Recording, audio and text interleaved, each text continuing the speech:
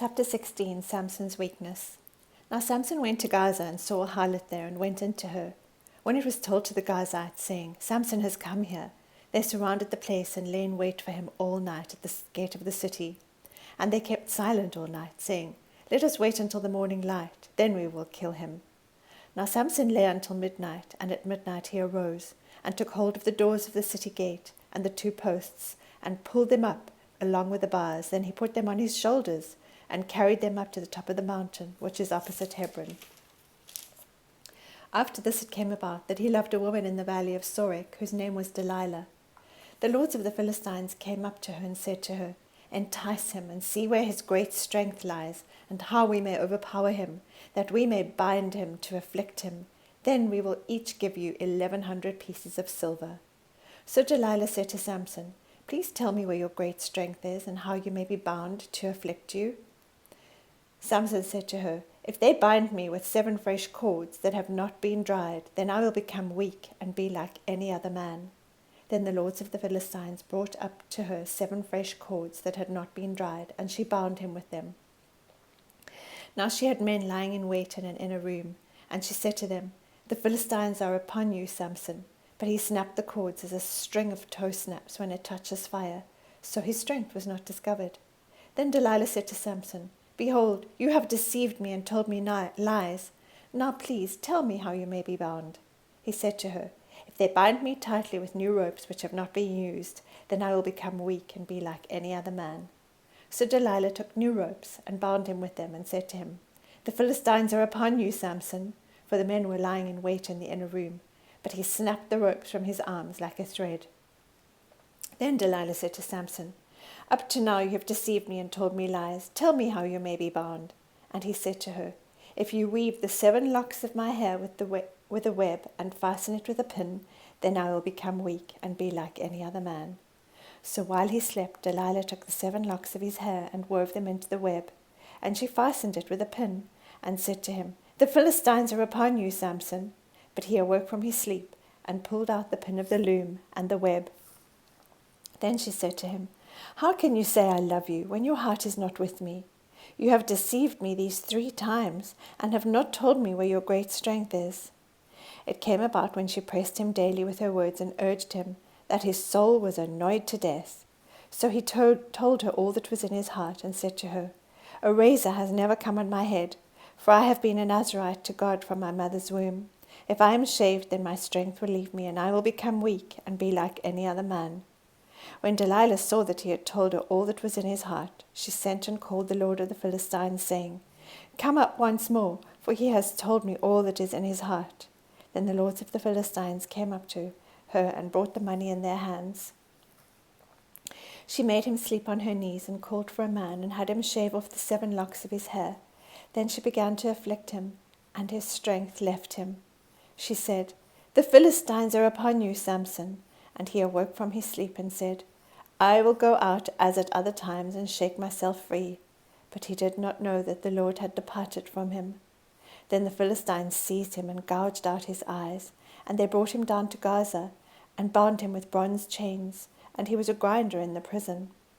However, the hair of his head began to grow again after it was shaved off. Now the lords of the Philistines assembled to offer a great sacrifice to Dagon their god, and to rejoice, for they said, Our God has given Samson our enemy into our hands. When the people saw him, they praised their God, for they said, Our God has given our enemy into our hands, even the destroyer of our country, who has slain many of us. It so happened, when they were in high spirits, they said, Call for Samson, that he may amuse us. So they called for Samson from the prison, and he entertained them, and they made him stand between the pillars.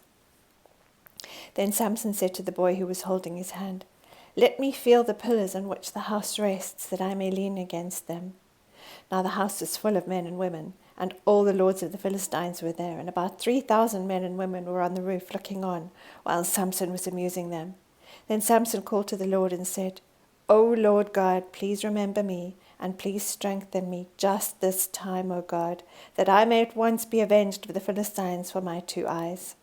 Samson grasped the 2 middle pillars on which the house rested, and braced himself against them, the one with his right hand and the other with his left. And Samson said, Let me die with the Philistines. And he bent with all his might, so that the house fell on the lords and all the people who were in it. So the dead whom he killed at his death were more than those whom he killed in his life. Then his brothers and all his father's household came down, took him, brought him up, and buried him between Zorah and Eshtaol, in the tomb of Manoah his father. Thus he had judged Israel 20 years. Chapter 17. Micah's Idolatry. Now there was a man of the hill country of Ephraim, whose name was Micah. He said to his mother, "The 1100 pieces of silver which were taken from you, about which you uttered a curse in my hearing, behold, the silver is with me, I took it." And his mother said, "Blessed be my son by the Lord." He then returned the 1100 pieces of silver to his mother, and his mother said, "I wholly dedicate the silver from my hand to the Lord for my son, to make a graven image and a molten image. Now therefore I will return them to you." So when he returned the silver to his mother took 200 pieces of silver, and gave them to the silversmith, who made them into a graven image and a molten image, and they were in the house of Micah. And the man Micah had a shrine, and he made an ephod and household idols, and consecrated one of his sons that he might become a priest.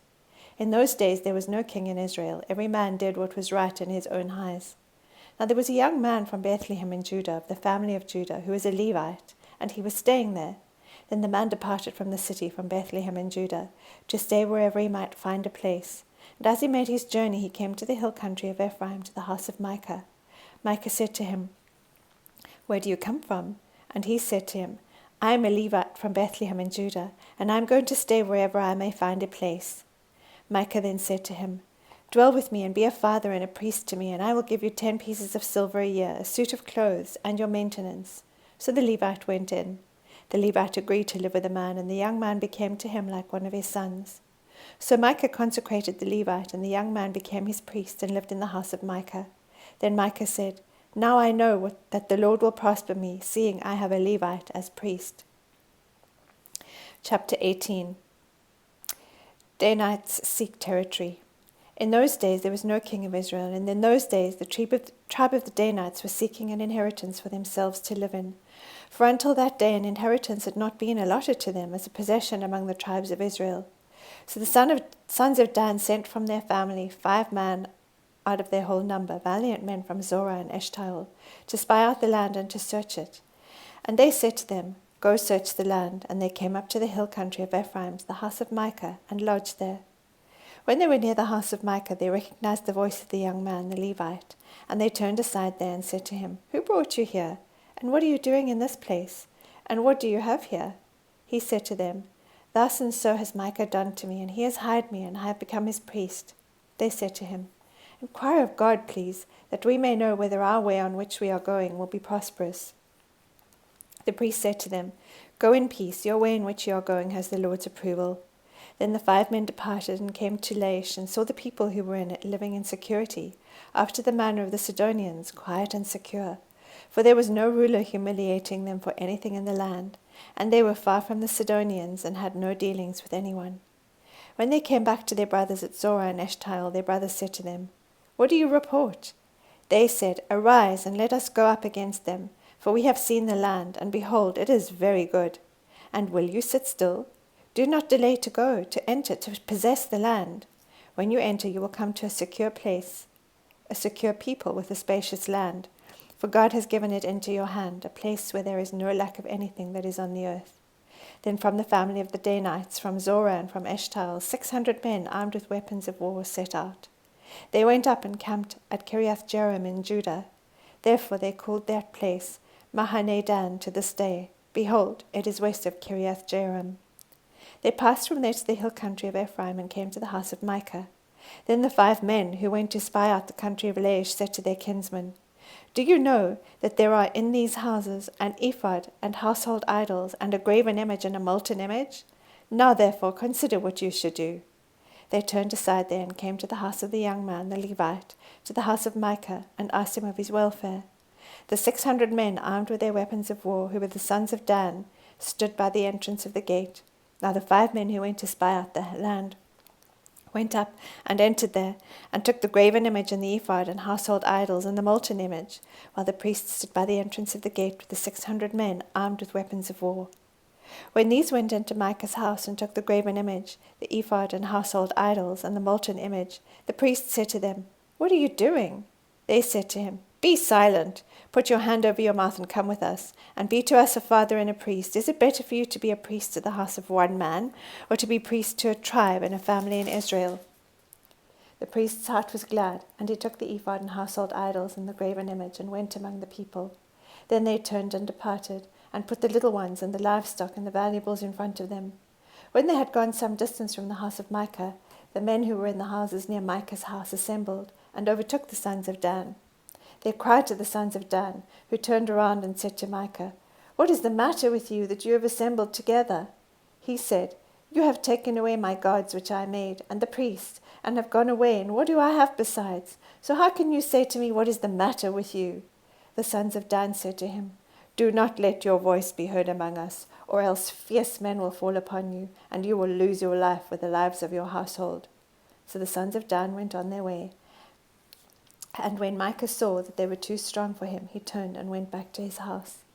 Then they took what Micah had made, and the priest who had belonged to him, and came to Laish, to a people quiet and secure, and struck them with the edge of the sword, and they burned the city with fire. And there was no one to deliver them, because it was far from Sidon, and they had no dealings with anyone, and it was in the valley which is near Beth Rehob, and they rebuilt the city and lived in it. They called the name of the city Dan, after the name of Dan their father, who was born in Israel. However, the name of the city formerly was Laish. The sons of Dan set up for themselves the graven image, and Jonathan, the son of Gershom, the son of Manasseh, he and his sons were priests to the tribe of the Danites until the day of the captivity of the land. So they set up for themselves Micah's graven image, which he had made, all the time that the house of God was at Shiloh.